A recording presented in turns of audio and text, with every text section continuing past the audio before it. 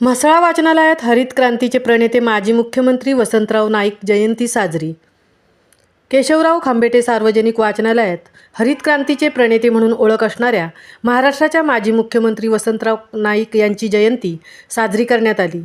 वसंतराव नाईक यांच्या प्रतिमेचे पूजन गटविकास अधिकारी M.K. जाधव यांच्या हस्ते करण्यात आले.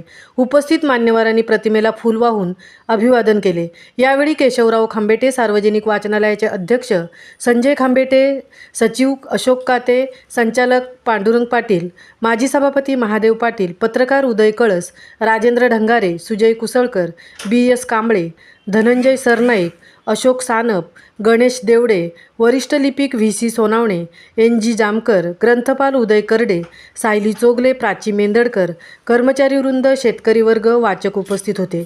यावेळी आयोजित केलेल्या ग्रंथ प्रदर्शनात निसर्ग शेती नवी दृष्टी, अपारंपरिक पिके, कृषी घटक, स्वीय शेती, शाश्वत शेतीचे दिशेने शेतीकरण, भारतीय शेतीचे अर्थकारण, जमीन आणि जमिनीची निगा, वनशेतीस उपयुक्त पाठ, चारसूत्री भातशेती, पिकांचे एकात्मिक रोग निवारण, बोनसाय वामन वृक्षकला, आरोग्यदायी भाजीपाला, शेती आत्मनाश आणि नवसंजीवन अशी शेतीविषयक पुस्तके ठेवण्यात आली होती.